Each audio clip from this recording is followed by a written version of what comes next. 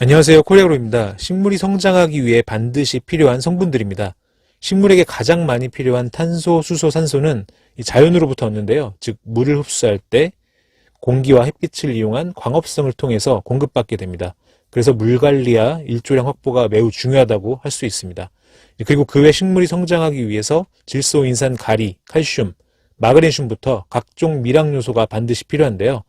우리는 토양에 양분을 공급할 때 질소, 인산, 가리 위주로 시비를 하게 됩니다. 물론 이제 칼슘은 토양 산도 개량을 하기 위한 석회질 비료 사용 시 공급이 되고, 또 고토와 유황은 복합 비료를 사용하실 때 일부 보충이 됩니다. 하지만 미량 요소는 붕소를 제외하고는 대부분 신경 써서 보충하지 않고 있는데요. 이 미량 요소는 식물에게 조금만 있어도 되지만 없어서는 안 되는 반드시 필요한 성분들입니다. 이 공기 중에 이산화탄소와 물이 햇빛을 이용해서 포도당을 합성하고, 이 포도당을 이용해서 잎, 줄기, 열매, 뿌리 발달을 위한 탄수화물과 단백질을 합성할 때 반드시 효소 반응이 필요한데요. 이 효소 반응에 관여하고 또 효소의 구성 물질이 되는 게 바로 각종 미량 요소입니다.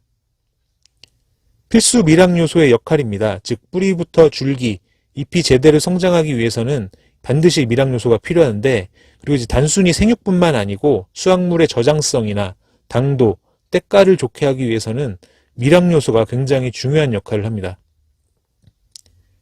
하지만 말 그대로 미량 요소는 조금만 필요하고 토양에 그 정도는 다 존재하다고 알려져 있기 때문에 따로 공급하지 않는 경우가 많습니다. 아연 구리는 퇴비에 함유되어 있고, 또 우리나라 토양은 철, 망간이 많이 함유되어 있다는 이유 때문인데요.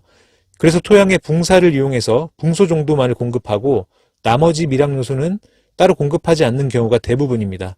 그럼에도 각종 미량 요소 결핍 증상은 발생하고 있으며 수확량과 품질을 저하시키고 있습니다. 방금 보신 사진처럼 결핍 증상이 눈으로 확인될 정도면 미량 요소가 많이 부족한 상황으로 심한 생육 부진에 수확량과 품질이 크게 감소될 수 있고요. 그리고 또 다른 문제가 바로 미량 요소의 잠재적 결핍입니다. 이 미량 요소 공급이 부족하지만 결핍 증상이 눈에 확인되지 않는 정도인데요. 하지만 생육이 부진해지고 결핍 정도에 따라서 수확량과 품질이 저하되기도 합니다. 특히 미네랄이 엄청 중요하다고 공부하다 보니까 미네랄이 엄청 중요하다고 생각해서 미량 요소하고 미네랄. 예. 예. 그러니까 제품을 찾다 보니까 이제 하이그린. 하이그린. 예. 예.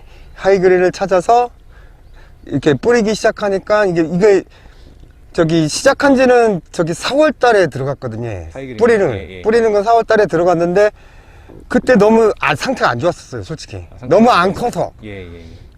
그때부터 이제 하이그린을 한번 적용해보자. 뿌렸는데 이게 그때 비 오고 나서 2, 3일 있다가 갑자기 그 시퍼랑해지면서 크는 속도가 엄청난 거예요. 그러니까 무슨 보상을 받았는 뜻인지 모르지만, 그러니까 갑자기 크기 시작하더만 계속 쭉쭉쭉 큰 거예요. 방금 보신 영상은 기존 관행대로 퇴비와 복합 비료를 이용해서 농사를 짓고 해마다 농사가 잘 되지 않던 상황에서 하이그린으로 미량 요소를 보충하고 정상적인 생육이 된 사례인데요.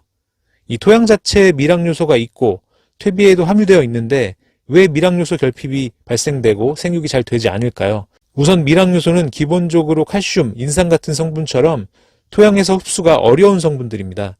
그래서 토양이 건조하거나 과습될 때, 뿌리가 좋지 않을 때, 유기물을 공급하지 않고 연작을 할 때 다른 성분들도 흡수가 불량한 것처럼 미량 요소도 흡수가 어렵습니다. 그리고 토양 산도가 높을 때와 양분의 불균형으로 이 미량 요소가 결핍되기도 하는데요. 질소, 인산, 가리 등 식물이 많이 요구하는 다량 원소의 경우 대부분 토양 산도가 6 이상 되어야 흡수가 잘 이루어집니다. 그래서 토양 산도를 6 이상으로 개량시키는데, 하지만 철, 망간, 아연 등의 미량 요소는 토양 산도가 6 이하인 산성 토양에서 잘 흡수됩니다. 그래서 토양 산도의 영향을 덜 받는 미량 요소의 보충이 필요하고요.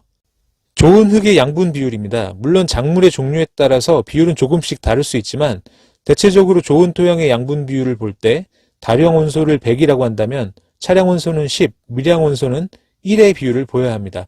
하지만 많은 퇴비, 유박, 비료를 사용하고 미량 요소는 추가로 공급하지 않기 때문에 질소, 인산, 가리의 비율은 높고 상대적으로 다른 성분과 미량 요소의 비율은 낮기 때문에 양분의 불균형이 오고 미량 요소가 결핍되기도 합니다. 그리고 미량 요소의 결핍은 병 발생이 증가될 수도 있는데요. 식물에게는 병용균에 의해 피해를 보는 병리장애와 영양분 부족에 의한 생리장애가 발생합니다. 농사를 짓다가 양분이 부족해서 수세가 떨어지면 각종 병 발생이 심해지고 또 약을 해도 방제가 잘 되지 않는 경우를 보셨을 겁니다. 하지만 건강하게 키우면 병 발생이 적고 또 병이 걸리더라도 방제가 잘 되는 것을 경험해 보셨을 텐데요.